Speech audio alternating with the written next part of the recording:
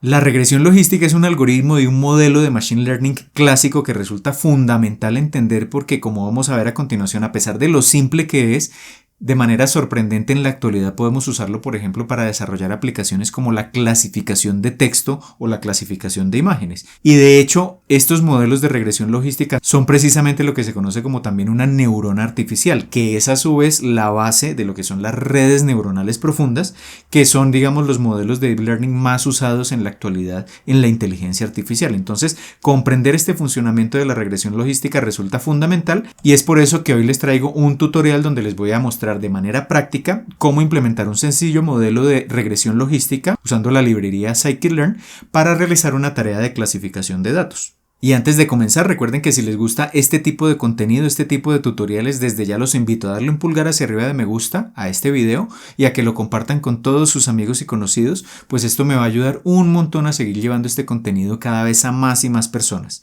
Y si aún no lo han hecho, los invito a suscribirse al canal y activar la campanita para que YouTube les notifique cada vez que publique un nuevo video.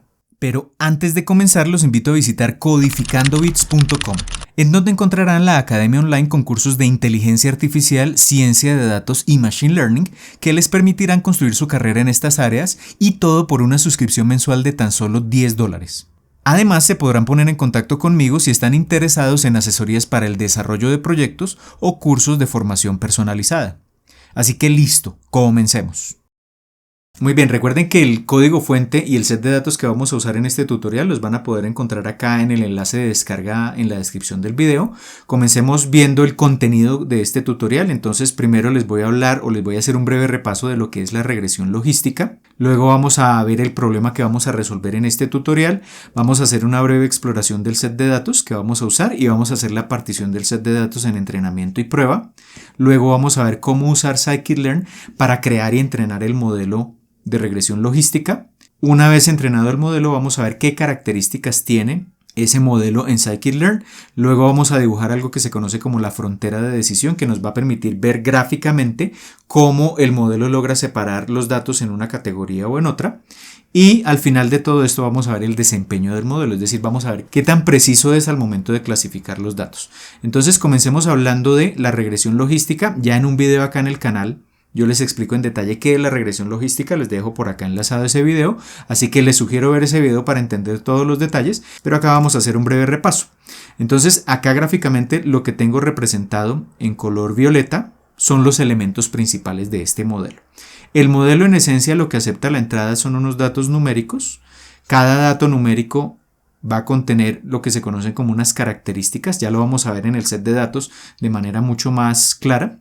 Pero entonces, cada valor x1, x2, x3 hasta xn, cada dato puede tener n diferentes valores numéricos o variables numéricas. Esos datos ingresan al modelo y pasan primero por una etapa de transformación. Entonces, lo que hace esta fase de transformación de esta neurona artificial, que es la regresión logística, es simplemente mapear estos datos que están en n dimensiones. ¿Por qué n dimensiones? Porque tenemos n diferentes valores. Se mapean a una sola dimensión, es decir, a un único valor numérico que vamos a llamar z. ¿Y cómo se mapean? Usando esta expresión matemática. Entonces, el valor 1 de entrada, este x1, se pondera por un coeficiente w1, el valor 2 se pondera por un coeficiente w2 y así para cada valor x se pondera con un coeficiente correspondiente. Esas ponderaciones se suman y a ese resultado se le suma un coeficiente b y al sumar todo esto nos da una cantidad numérica. Y lo clave de esto es que estos coeficientes o estos parámetros W y B no se calculan manualmente, sino que se obtienen durante el proceso de entrenamiento. Todo eso lo explico precisamente allá en el video que les dejo enlazado. Entonces esos son los parámetros del modelo. W y B son los parámetros del modelo que se aprenden durante el proceso de entrenamiento. Y luego esa cantidad numérica z se lleva por lo que se conoce como una función de activación. También de las funciones de activación les hablo en un video que les dejo por acá enlazado. Y esa función de activación lo que hace es básicamente estos valores z pueden ser negativos, pueden ser cercanos a cero, pueden ser positivos, todo depende de cómo sean los parámetros del modelo y los valores de las entradas, pero esta función de activación lo que hace es llevarlos a un rango limitado de valores. Esa función de activación que se usa acá en la regresión logística es lo que se conoce como una función sigmoidal, que toma valores de entrada z que pueden ser positivos, negativos, cercanos a cero y que a la salida genera valores que siempre van a estar en el rango de 0 a 1. Esa es la función sigmoidal, de la cual hablo en detalle precisamente en ese video de las funciones de activación que les dejo por acá enlazado. Tiene esta forma matemática, pero básicamente a la salida lo que tengo es la predicción del modelo. Y esa predicción, como va a estar entre 0 y 1, yo la puedo interpretar como una probabilidad.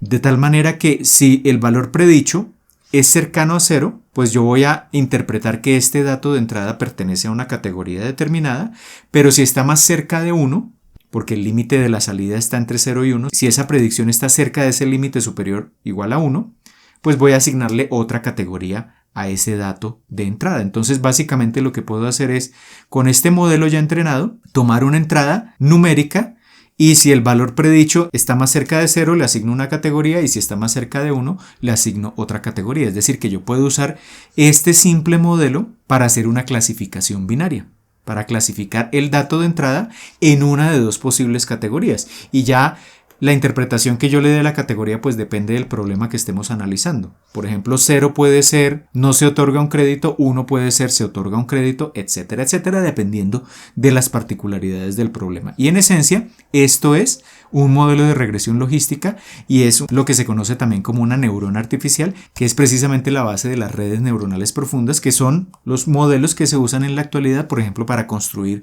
los grandes modelos de lenguaje, las redes convolucionales, etcétera, etcétera, para diferentes aplicaciones de inteligencia artificial. Entonces, en resumen, esto es lo que vamos a implementar a continuación, pero usando la librería Scikit-Learn, que ya de forma automática implementa estos elementos que hacen parte de la neurona artificial y que ya durante el entrenamiento calcula de forma automática estos parámetros, así que cuando vayamos a entrenar el modelo, simplemente le presentamos las entradas y las salidas a las que esperamos que llegue el modelo y ya con el proceso de entrenamiento automáticamente se hace todo este cálculo. Entonces ya vamos a ver esto de forma práctica.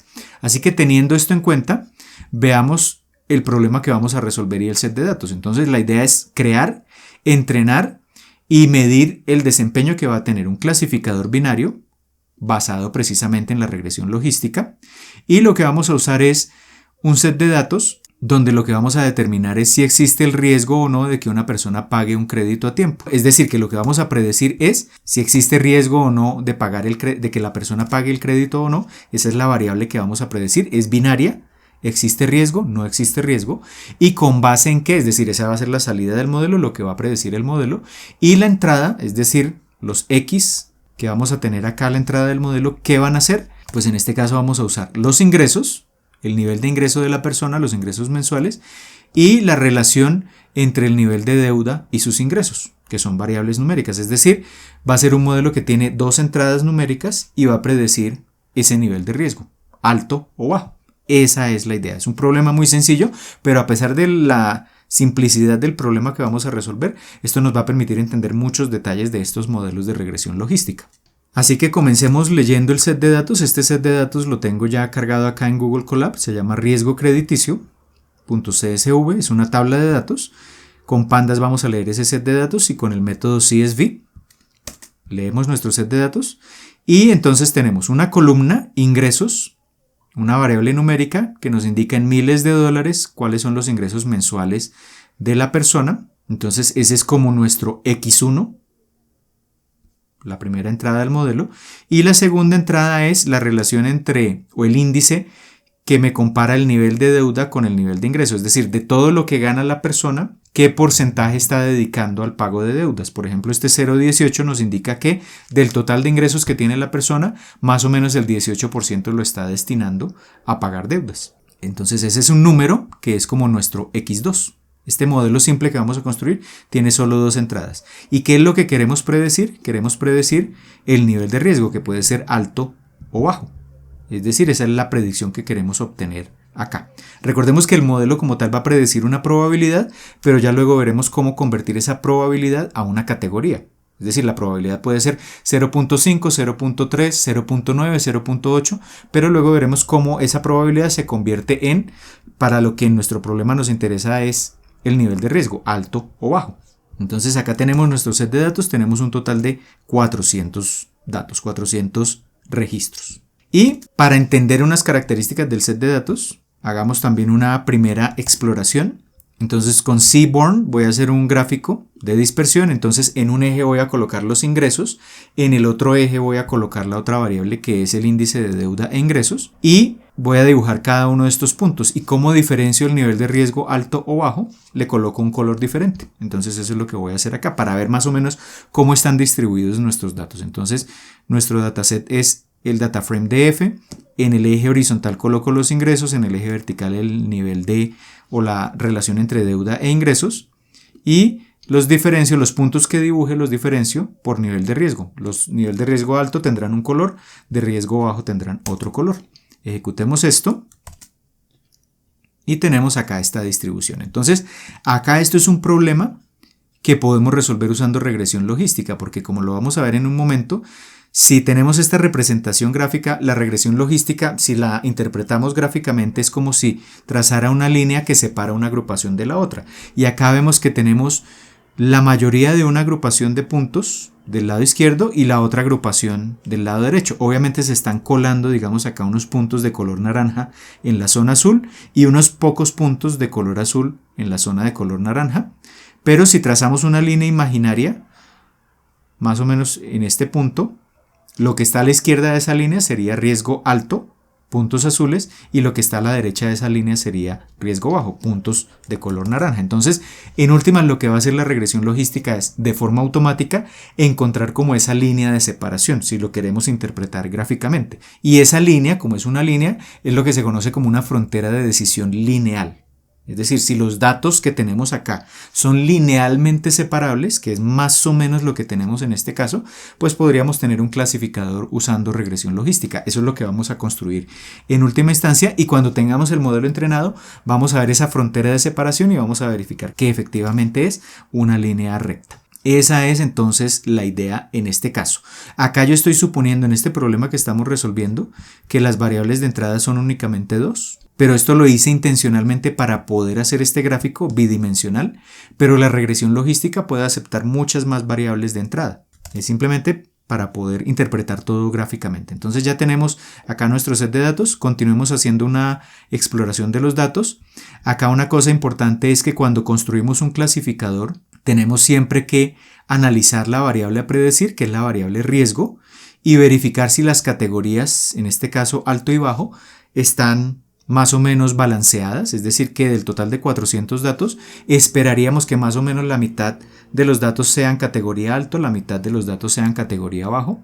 Acá vemos más o menos que es como 50-50 la proporción, pero verifiquemos eso. Esto es importante porque si tenemos muchos más datos de una categoría que de otra, el modelo va a tener un sesgo, va a aprender a clasificar mejor los datos de la categoría mayoritaria y no lo va a hacer también con los datos minoritarios. Entonces es clave tener en cuenta que en lo posible los sets de datos estén balanceados. Entonces simplemente voy a la columna riesgo y con value counts hago el conteo. Entonces hay 208 datos categoría bajo y 192 categoría alto. Luego el set de datos podemos decir que está balanceado.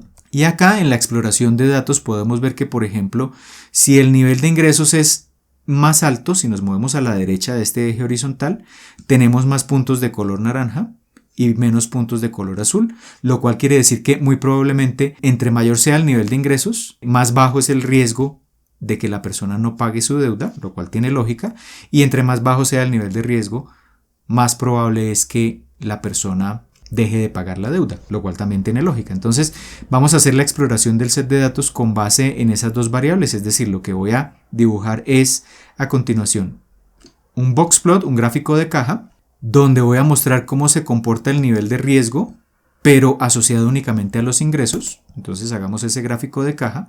Acá entonces me muestra dos gráficos, uno de color naranja asociado al riesgo bajo y otro de color azul asociado al riesgo alto, y vemos que las dos cajas se encuentran con niveles de ingresos diferentes. Es decir, esto lo que me está diciendo es, para las personas de riesgo alto, el nivel de ingresos está como alrededor de $3,000, mientras que para las personas de riesgo bajo, color naranja, el nivel de ingresos es mucho más alto, es cercano a los 8,000. Entonces, efectivamente, el nivel de riesgo, acá de forma clara, depende precisamente del nivel de ingresos.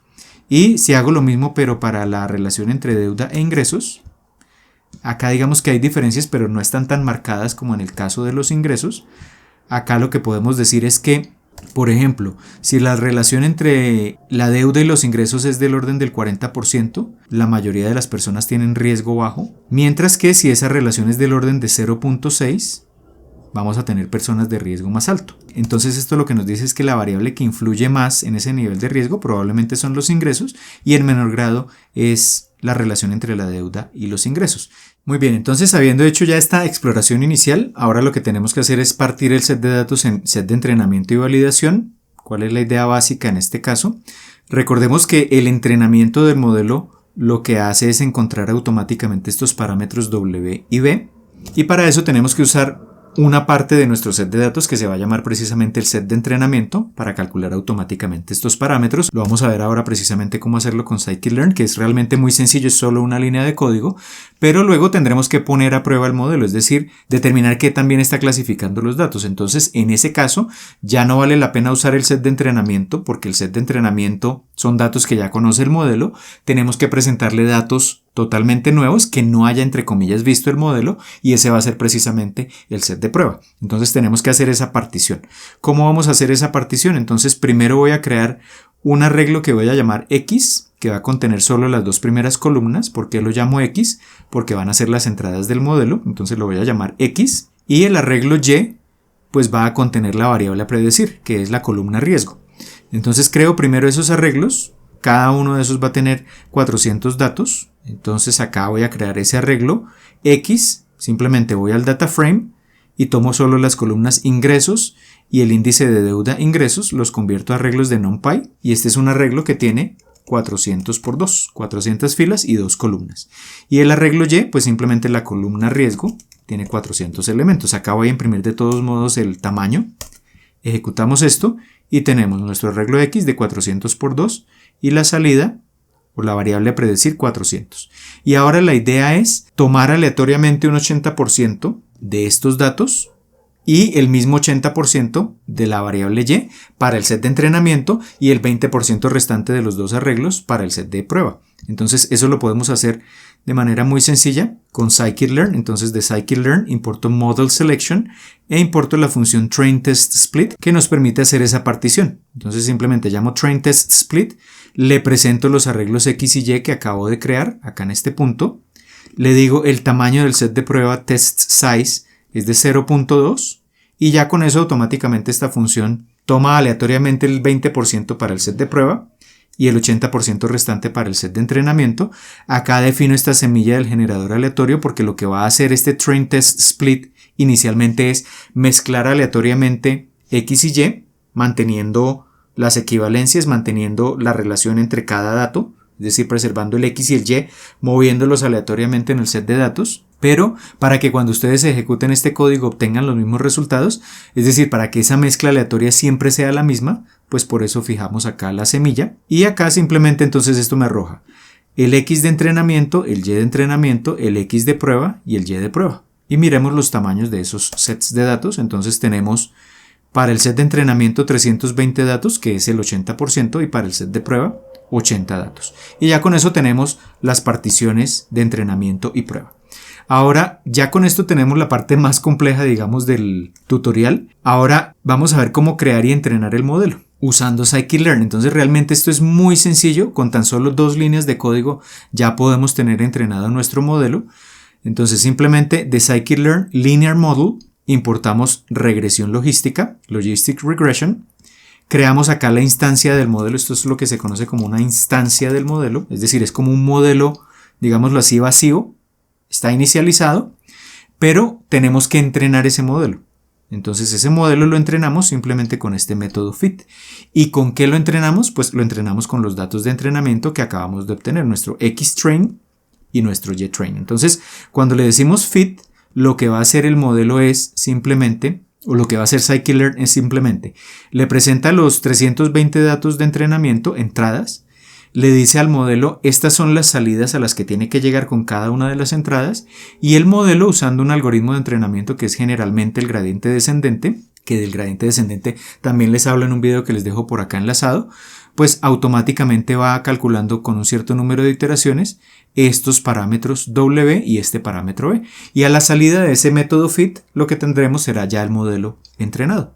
eso se hace en una sola línea de código, que es lo que tenemos acá. Entonces ejecuto esto, como tengo tan pocos datos, son solo 320, el entrenamiento es casi que de inmediato y ya en este punto tenemos nuestro modelo entrenado.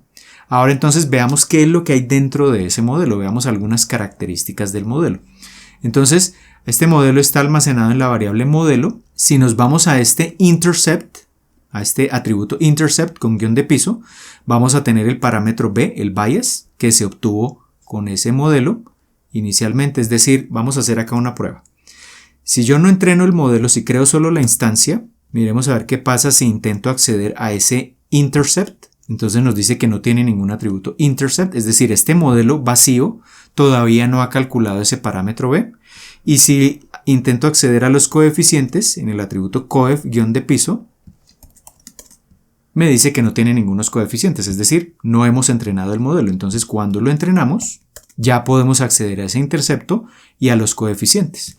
Veamos qué obtenemos acá. Entonces tenemos un bias de menos 431 y unos parámetros de 1.05 y menos 2.62. ¿Qué quiere decir esto?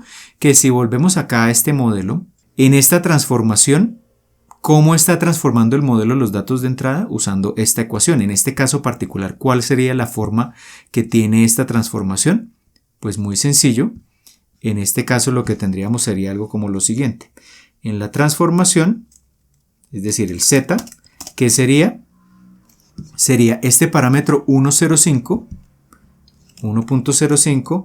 multiplicado, esto ya lo vamos a ver acá en formato de ecuación, multiplicado por este parámetro que multiplica a la primera entrada. La primera entrada es ingresos. Entonces ese parámetro sería o estaría multiplicando a los ingresos y a eso le estaríamos sumando el segundo parámetro menos 2.62 que multiplica al otro parámetro que sería la relación, el índice entre la deuda y los ingresos. Es lo que tendríamos acá. Y a ese resultado le suma el bias, que es menos 4.31. Entonces, esta es la transformación que está haciendo el modelo, este modelo en particular, sobre cada uno de los datos. Y estos números, 1.05, menos 2.62 y menos 4.31, estos parámetros se obtuvieron automáticamente durante el entrenamiento. ¿Y cuántos parámetros tenemos? Recordemos que tenemos dos variables de entrada, ingresos y relación entre deuda e ingresos, dos variables de entrada, y por tanto tendremos 2 más 1 parámetros. ¿Por qué 2 más 1? Porque siempre tenemos que sumarle el bias, es decir, el número de parámetros de una regresión logística es siempre el número de variables de entrada más 1. En este caso, 2 variables de entrada más 1 nos da 3 parámetros. Y ya tenemos entonces esos parámetros del modelo entrenado. El modelo, yo les decía que predice unas probabilidades. Entonces, ese valor transformado se pasa por esta función de activación y eso nos da la predicción. Esa función de activación es una sigmoidal y esa predicción es una probabilidad. Veamos que efectivamente son probabilidades. Entonces, si yo ingreso acá, voy a imprimir las categorías en las que me va a clasificar el modelo del dato, pero si uso este método predictProba y le presento, por ejemplo, los datos de prueba, solo las entradas, vamos a ver qué predice, qué es lo que arroja esto. Entonces, miremos acá al inicio, entonces el modelo puede predecir categorías alto o bajo, pero realmente lo que está prediciendo son probabilidades. Entonces, por ejemplo, para el primer dato de prueba de entrada, nos dice que hay una probabilidad del 96% de que ese dato de entrada, ese primer dato, sea categoría alto y un más o menos 4% o 3% de que la categoría sea bajo. Para el segundo dato de prueba hay un 3.6%, digamos prácticamente 4% de probabilidades de que sea categoría alto y un 0.96, es decir, un 96% de probabilidad de que sea bajo. Y así para cada dato de entrada. Entonces, esa es la predicción que arroja el modelo. El modelo predice una probabilidad y por eso se llama regresión logística, porque una tarea de regresión consiste en predecir una cantidad numérica y acá está prediciendo cantidades numéricas que son probabilidades. Lo que ocurre es que este modelo o estas probabilidades las podemos convertir en categorías, por ejemplo, usando un umbral. Si la probabilidad más alta está asociada a esta categoría alta, valga la redundancia, la categoría asignada al dato de entrada es alto, pero si la probabilidad más alta está asociada a la categoría abajo, pues asignamos la categoría abajo. Entonces, Asignamos una categoría, luego estamos usando el modelo para clasificar, pero internamente el modelo lo que predice son probabilidades y por eso es un modelo de regresión. Y ya tenemos entonces acá las características principales del modelo. Y si ya queremos no predecir las probabilidades, sino que queremos es predecir la categoría de cada dato, entonces ya no usamos predict proba, sino que usamos simplemente acá predict. Entonces si usamos predict y le presentamos los datos de prueba, ya nos arroja las categorías. Categoría alto, categoría bajo para cada dato de prueba o cada dato de entrenamiento si queremos clasificar los datos de entrenamiento. Y esas son las características de este sencillo modelo. Entonces, ahora hablemos de la frontera de decisión. Yo les decía hace un momento, esto es un modelo lineal. ¿Por qué es lineal? Porque acá vemos que hay una operación lineal. Estamos sumando cantidades ponderadas y sumándole un coeficiente. Esto es una transformación lineal. Y por tanto se dice que la regresión logística es un tipo de modelo lineal, que acá le aplicamos una función de activación que es no lineal, pero este proceso de transformación es una transformación lineal. Entonces por eso tenemos ese tipo de modelos lineales y por eso es que acá cuando importamos el modelo en scikit-learn accedemos acá a este módulo linear model porque precisamente es un modelo lineal. Teniendo eso claro, entonces veamos la frontera de decisión. Yo les decía, la frontera de decisión básicamente es, si nosotros interpretamos el resultado de la regresión logística, es como si teniendo acá el gráfico de los datos, es como si el modelo entrenado encontrara como una línea recta que separa en dos mitades los datos. ¿Por qué en dos mitades? Porque son dos categorías. De un lado está la mayoría de los datos de una categoría y del otro lado está la mayoría de los datos de la otra categoría. Digo la mayoría porque acá hay unos datos que inevitablemente se van a colar de un lado o del otro. Entonces eso es lo que hace el modelo. Tratemos de ver eso gráficamente y eso se obtiene dibujando la frontera de decisión. Entonces acá voy a importar NumPy y Matplotlib para hacer el gráfico. Acá voy a crear una grilla de valores, entonces voy a tomar por ejemplo este X, estos valores X van a ser los valores asociados a la variable ingresos y estos valores Y que voy a poner en ese gráfico bidimensional pues van a ser la relación entre deuda e ingresos, la segunda variable. Entonces simplemente tomo esos ingresos desde el mínimo hasta el máximo y creo una grilla de valores dentro de ese rango mínimo y máximo, lo mismo para la relación entre deuda e ingresos, un rango de valores bastante amplio. Eso simplemente para tener múltiples valores más allá de los 200 valores o 400 que tenemos en nuestro set de datos. Tener muchos más para que al dibujar, digamos, la frontera de decisión, lo que voy a hacer es dibujar una zona con unos colores, otra zona con otros colores y para tener, digamos, esos colores continuos, pues voy a crear precisamente esa gran cantidad de puntos. Acá de hecho voy a crear no solo 200, sino voy a crear por ejemplo 1000. Vamos a ver si el tiempo de cálculo no es excesivo y con eso creo esa grilla de valores. Y luego entonces tengo acá una grilla de 1000 valores de ingresos, 1000 valores de deuda y con el modelo ya entrenado, entonces voy a usar predict proba para predecir esas probabilidades de que cada uno de esos pares de valores sea de una categoría o de la otra, pero no predigo, digamos, la categoría directamente, sino las probabilidades. Y luego entonces acomodo el tamaño de esas predicciones. Acá entonces tengo probabilidades predichas. Y ya luego, teniendo los valores X y Y, dibujo cada uno de esos valores, pero le asigno un color a esa probabilidad. Entonces, si está más cerca de 0, le asigno un color. Si está más cerca de 1, le asigno otro color. Y entonces acá voy a dibujar la variable predecir. Voy a decir que en mi caso alto lo asocio al 1 y bajo lo asocio a probabilidades cercanas a 0. Con base en el nivel de riesgo, acá voy a hacer la figura. Y acá este contour F es simplemente para dibujar esa frontera de decisión. Entonces en el eje horizontal coloco todos estos valores de ingreso, en el eje vertical todos los diferentes valores de relación deuda e ingreso. El color entonces va a estar definido por la probabilidad. Uso este mapa de color rojo, amarillo y azul. Defino una transparencia de 0,6 y entonces esto lo que haría sería dibujar precisamente la frontera de decisión con diferentes tonalidades desde el rojo hasta el azul. Acá con scatter voy a dibujar los puntos del set de datos original. Por eso tomo la primera columna, la segunda columna, es decir, ingresos y deuda e ingreso. Y el color va a depender precisamente de la categoría, para que dibuje los puntos de categoría alto con un color y los de categoría bajo con otro color. Uso este mapa de color, el color de cada punto, el borde de color negro, el tamaño de cada punto, y acá coloco etiquetas. Entonces simplemente acá que me indique la probabilidad para asociarla al color que está dibujando. Acá en el eje horizontal la etiqueta de ingresos, acá el índice de deuda de ingresos y un título para el gráfico. Acá no necesitamos show y con esto entonces ya generamos la frontera de decisión. Entonces vemos que, por ejemplo, los puntos de color rojo, que son de una categoría, están más del lado de la zona de color rojo, que está asociada a probabilidades. Fíjense que esta barra de color me indica cada tonalidad que tenemos acá en la frontera de decisión, a qué probabilidad está asociada. Entonces estos puntos del lado izquierdo están asociados a una probabilidad más cercana a 1. Los puntos de color azul están más de la zona de color azul, asociados a una probabilidad de 0. Los puntos que están acá en el límite pues tienen ya probabilidades entre 0,4 y 0,6, por eso aparecen con tonalidades amarillas, pero lo que vemos es que la línea de separación o la frontera de separación es precisamente una línea recta, es decir, nuevamente la regresión logística es un modelo lineal. Y con esto digamos que ya tenemos de forma gráfica representado el resultado del entrenamiento del modelo y de cómo el modelo está clasificando los datos. Acá vemos que inevitablemente lo que les decía hace un momento, por ejemplo en la zona azul, hay unos puntos rojos que se están colando y en la zona de color rojo hay algunos puntos azules que se están colando. ¿Eso qué quiere decir?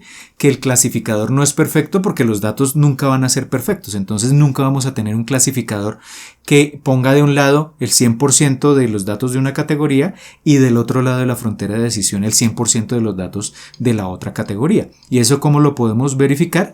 Pues midiendo el desempeño del modelo. Entonces, como este es un modelo tan sencillo y es un set de datos muy simple, vamos a usar la exactitud para medir ese desempeño. La exactitud simplemente es del total de datos que tenemos, datos de prueba o de entrenamiento, cuántos o qué porcentaje fue clasificado correctamente en la categoría que sea, es decir, de todos los puntos o categorías altas y bajas, cuántos fueron clasificados correctamente en la categoría correspondiente.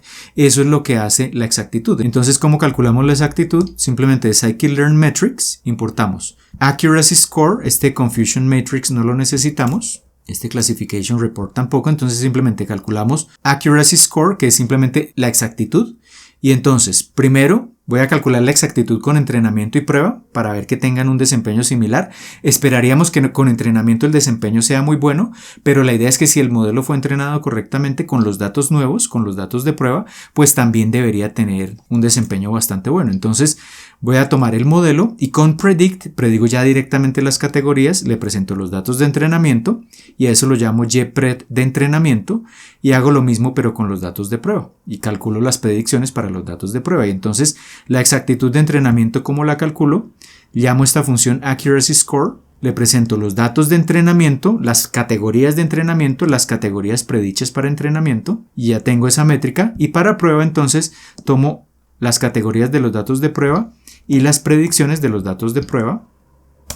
Ejecutamos esto y tenemos para entrenamiento un 88% de exactitud, es decir que de todos los datos de entrenamiento el 88% fue clasificado correctamente y para prueba tendremos también casi un 88%, entonces el modelo funciona bastante bien. No tenemos un 100% porque nuestros datos no son ideales y porque además este modelo, digamos que lo que hace es separarlos linealmente. Si los datos no tienen una frontera de separación lineal, pues ya tendríamos que usar algo más sofisticado y es donde aparecen, por ejemplo, las redes neuronales. Entonces ya con esto digamos que tenemos una idea de, desde el punto de vista práctico, cómo implementar un modelo de regresión logística, a pesar de lo simple que resulta este modelo. Por ejemplo, es muy usado cuando queremos hacer clasificación de texto. Podríamos combinar grandes modelos de lenguaje con un modelo de regresión logística y podemos realizar clasificación de texto. Entonces, a pesar de lo simple, es un modelo que a la vez es bastante poderoso y que puede ser usado en muchísimas aplicaciones y que es la base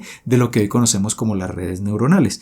Entonces, recuerden que el código fuente de este tutorial lo pueden encontrar abajo en la descripción del video junto con el set de datos que usamos en este tutorial. Y si tienen alguna duda de lo que acabamos de ver, pues simplemente me pueden dejar abajo esa duda o esas preguntas en los comentarios. Así que por ahora esto es todo. Les envío un saludo y nos vemos en un próximo video.